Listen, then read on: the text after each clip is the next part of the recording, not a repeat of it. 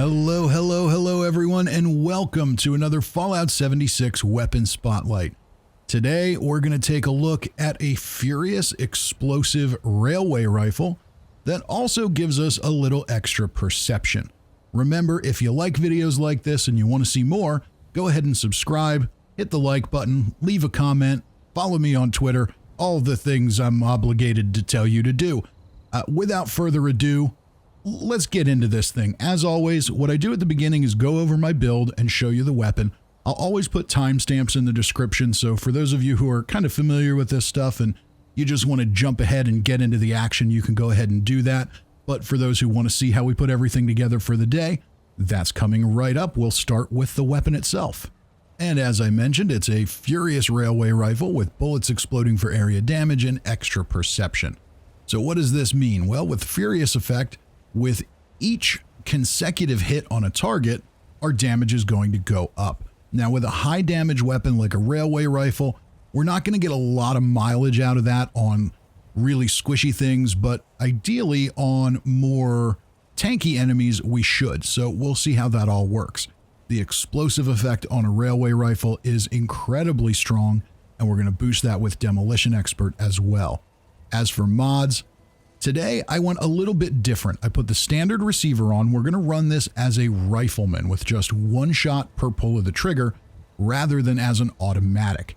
What I found in kind of playing with this weapon is that I usually only need 1 or 2 shots to kill something, but the fire rate is so fast that I'm tending to overshoot, which is unnecessary. So we're going to try that as just a one-shot weapon today.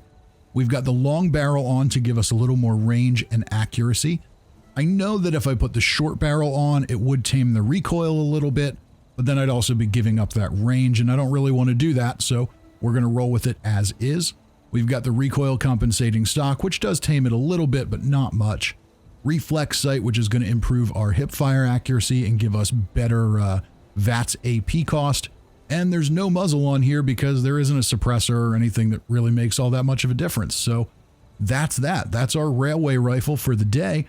Let's go ahead and take a look at the rest of the build. We'll move on to mutations. And you can see we start with adrenal reaction. That's going to give us a little more damage as our health decreases. Now today we're going to run this weapon at full health, primarily because it's very loud. So we're not going to be able to be really sneaky. So I want to have full health there. As we take hits, it's certainly going to increase our damage a little bit, but I'm going to try and keep that topped up so we can stay alive. We've got bird bones and marsupial, so we can jump high and land softly. Carnivore, so meat is more useful. Chameleon, which is absolutely useless in every way, so by all means, as you're building your own mutations, just skip that one. It doesn't do anything for you. Doesn't hurt you to have it either, but I just don't see the point. Eagle Eyes is going to give us extra perception for better VATS accuracy, as well as more critical damage. Egghead gives us more intelligence for more XP, healing factor to heal up in between fights, Scaly Skin for better damage and energy resistance, and Speed Demon so we can move and reload faster. This character also has Talons, which isn't going to do anything for us today, but isn't really hurting anything either, with Clash Freak on there to reduce its negatives. Let's look at legendary perks next. This character is normally a bloodied stealth commando, so bear that in mind as we go. But we start with Ammo Factory, which is one of my favorites. That helps me make more ammo and means that I have to farm and grind for materials less. So that makes me very happy. So definitely one of my favorite perks. Next up, we've got Legendary Intelligence. Right now, I just have 1 point in here, but that's going to allow me to carry both Gunsmith and Demolition Expert so we can boost up our explosive damage. I have found that this weapon, the weapon degradation is a little quicker than it is on some others. So I found that I really like running Gunsmith with this. It breaks fairly quickly without it, even after some of the improvements they made a few weeks back. It's better than it was, but it still could use a little help. We've got Legendary Charisma after that, so I can take more Charisma perks, but remember, taking Legendary Charisma does not allow you to share more Legendary perks, so this is the wrong way to do this, which unfortunately I found out a little too late. Really what you want to do there is boost up something else in your build and then, or boost up charisma in your build and then use a different legendary perk to boost up something else. But I digress. Follow through makes our enemies take more damage after we land a successful sneak attack. That's not really going to be a big factor today. This weapon is big and loud, and we're going to let it be big and loud. We will tinker with it a little bit. We'll try and get some sneak shots on a behemoth, but other than that, we're gonna go in hard and loud and just have a little fun with it. And finally, we round things out with legendary endurance and legendary luck. What those are going to do? Pretty straightforward. We get to take more endurance perks, gives us a little more health too. That's not super useful for today's video, but under normal circumstances, that lets me take some perks I use.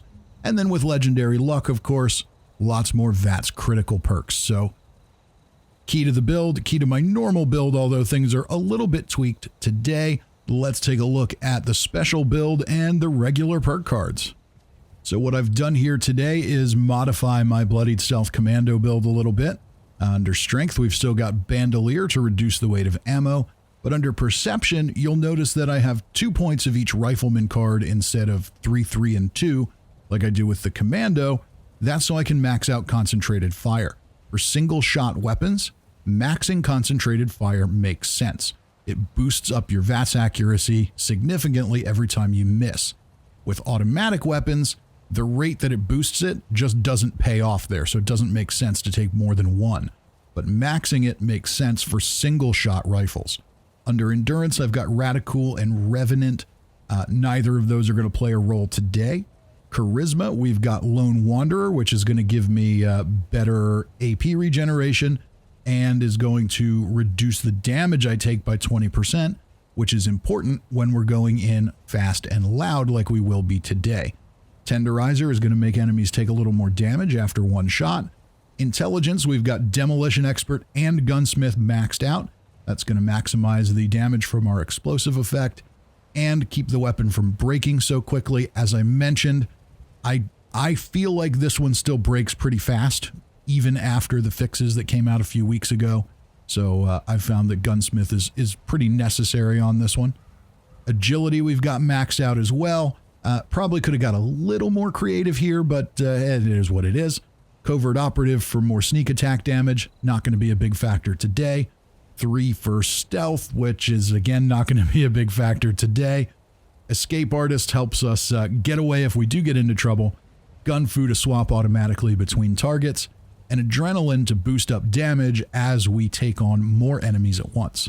Finally, under Luck, yeah, that's a bit of a mess today. I took off Serendipity because we're not running at low health, but I didn't really have anything else to put on. I've been changing in all my excess perk cards, so I slapped in 1 point in Quick Hands and 1 point in Ricochet just to fill it with something. But, you know, I would have loved to maybe get some more VATS critical chance perks, something like 4-Leaf Clover that gives us better chances to refill the critical meter, but normally I'm running low health with Serendipity, so I couldn't really max those cards because then I wouldn't be able to slot them back in properly. So for today, this is what we have. It's going to do the job just fine. Okay, enough yakking about builds and nerdy stuff. Let's go kill some ghouls. All right, we'll make our way into the golf club, and we are standing up loud and proud. No need to sneak in here because we're going to get detected right away anyway. And yeah, so far so good. One-shotting the level 60s looks like, or almost one-shotting the 75s. So yeah, with a sneaky weapon, we'd be doing a little more damage there, but I can live with this. And I'm firing a little slower than is probably advisable. Just to see how the weapon works, and we better heal up here. We don't want to get mobbed this early anyway. Think that took care of that one. Okay, let's head back in. Heal up a little more. And what do we have? Hello, you are dead. Anybody else hanging around out here? Do a quick reload, and that's the one drawback to this weapon is with only 10 rounds in the magazine, you've got to reload it very often. And it's not a super quick reload either. Do a little hip fire here and see how we do. 2 shots, okay. So far, so good. You do have to be a little bit careful, too, with your proximity on this one. Usually, if you've got something like an explosive handmade or an explosive fixer, it's not really doing enough explosive damage to kill you, but I'm noticing that this is a little more powerful. I may also be forgetting, yeah, I did. I put the, I took my dense mod off my armor piece to protect against fire when fighting Earl, so that's probably hurting too. If you have a dense mod on, you probably don't have to worry about blowing yourself up, but today I'll need to be a little more careful. Okay, there we go. Pro shop is clear. We've got a couple more heading over, and that's the advantage to being loud, is they do tend to run towards you, but remarkably, even with a weapon this loud, there's an awful lot of ghouls that just stay put. Okay, what do we have back here? There is our Wendigo. And yeah, 3 shots and he's dead. This is a very effective weapon. I don't think anyone's going to question that. Now, usually I will run at low health. I chose not to do that today because I wanted to showcase this as a full health solution. But if you're running at full health, you'll definitely, or low health, you'll definitely do a little more damage. Oh, better get away here. Somebody's back there. I thought so. Oh, a legendary. Nice. Anything good? Nope. Big surprise. That's 3 stars though. 40 script. I'll take the script. Any other ghouls? 1 more. All right, let's head into the deep and kill some commies. Welcome one and all to Commie Land, where we will first be attacked by Liberators. And it looks like it's going to take 2 shots to take out the Liberators. And so, yeah, 2 shots. That's no fun, but it's not bad. If this were a bloodied railway rifle or I were running it at low health, I think we'd be taking them out in 1 shot. If it was automatic, it would be a little quicker too. This is not the fastest single shot rifle.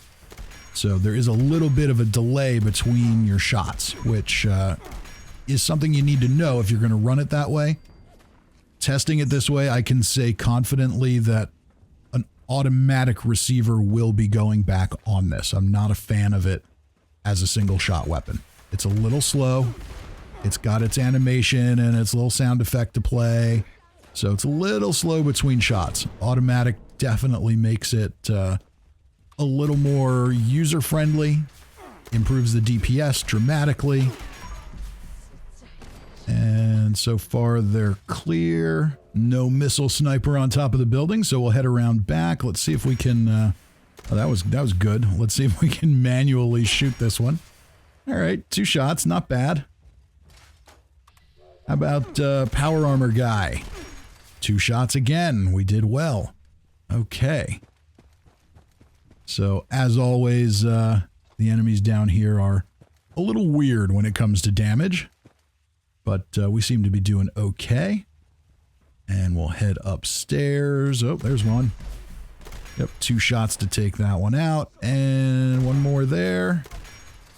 So yeah, damage is a little strange and unpredictable on these guys, but we're doing okay so far. There's a 1 shot. Once we build up adrenaline a little bit, we're doing well. So I think the explosive effect also... it does seem to mess with how things register for this weapon a little bit. I don't know why, but it definitely doesn't seem flawless. And you need to go away. And he's crippled me. Okay, enough's enough. Die. Why won't you die? There you go. Okay, you're dead now. And we're clear. We just need to take a quick stim pack and heal that broken limb and head on over to Solomon's Pond for the Behemoth. All right, this should be fairly straightforward, but what I'm going to do is I'm going to try to sneak. We're going to try to sneak, get some sneak damage, and take advantage of follow through just to see if we can. If we can, then this guy's going to go down in just a few shots. If we can't, he might take 10 or 12. Let's see how successful we are. And there's a critical bank too. All right, manually hit him for that one. So that's our sneak attack. Critical for over 1,000. 832, 800. Yeah, there we go. Okay, so we stayed in stealth. And what was that? 4 shots, 5 shots. I can live with 5 shots to take down a behemoth. I don't know about you. That seems pretty good. Let's head over to the Fissure site and hunt us down a Scorchbeast.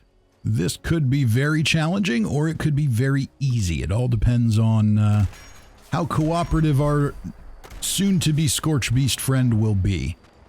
And the Scorched themselves are not a big deal. Couple of shots to take them down. 3 shots on the 100s. And, you know, the key here is we don't have stealth. So if you're comparing this to something like a lever action or a fixer or a handmade where you can be in stealth and shoot it, there's a big difference there. So shooting this as a one-shot, single-shot rifle, not amazing. Not loving it. But with an auto receiver on this and a commando build, you'd be doing great. All right, so it's not like it's really bad or anything. It's still a very good weapon. It's just not quite as exciting as when I run it with an auto. All right, but it's still very good. The explosive damage is very good. And you can see there, once we get adrenaline built up a little bit, we're doing well. Scorchbeast is just a little far away to really get good damage on. I'm pretty sure we've got somebody hiding down here. Yeah, there you are. Let's make you go away, and now we'll go after the Scorchbeast. All right, where are you at? Time to reload, get you lined up, and take you down. I've had about enough of your flying around and ignoring me. Enough is enough. You need to land, thank you. And there you can see VATS just not registering hits because that's how VATS often likes to work in Fallout 76. And we're going okay, but there we got to reload again. Get those criticals where we can. I think we're going to need 1 or 2 more. Oh, come on now. There we go. Okay, there's a dead Scorchbeast. So it wasn't bad, but it wasn't great. If we were running the automatic, I think we would have done better. Let's finish things up in Huntersville. And as always, we'll start with some floaters. 2 shots. 2 shots, I'll take that. And are we going to get 2? Yep. Okay, 2 shots on the floaters. Not bad. I can live with that. Let's head on into town. And we start off with 1 level 50 skirmisher. Once we get VATS to actually hit, not bad. And you saw what happened there. Sometimes the explosive damage hits, but the projectile damage doesn't, which is kind of interesting. So something to keep in mind. 2 shots on a level 75. I can deal with that.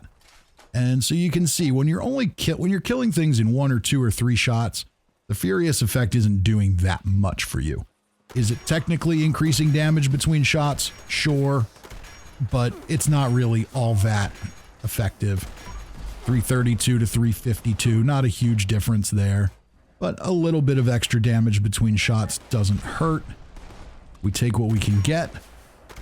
And there we had a critical in there. And how about you guys? Okay. We got some action here. We can't say this one's boring, at least. We've got all the super mutants coming out of the woodwork at once. Okay, and you're down. Thank you. Oh, of course. Of course. Because it wouldn't be a Fisty McRib weapon spotlight without a super mutant hound coming out of nowhere to bite my face off. But I shall have my revenge. Come out here, hound. Come out here now. Uh-oh. Better jump and avoid that explosive damage. There, and I'll even eat you later. Okay, let's find... We should have 2 more on the top floor here. Let's just do a little pogo stick action here and take them down. Easy enough. 2-3 shots. I can live with that. And let's head up the road to the north. We'll finish clearing the town out. and then we'll talk conclusions. Let's see what we get here. We've got another skirmisher, one shot with a critical. And we've got a legendary hound, so gotta go after that. We can't resist going after a legendary. Let's see here. Come on, where'd you go? Where'd you go? I hear you. There you are, trying to bite my face off. I know what you're up to. I know what your plan is. You and all your little mutant hound friends. Now you gave me a nocturnal mole miner gauntlet too. I see how it is. Try to bite my face off and then you hand me some garbage. Okay, I get it. That's all right. We got one super mutant left. Let's see how we do. I want to look at the Furious effect here. 130, 157, 172, 182. So you can see it definitely works.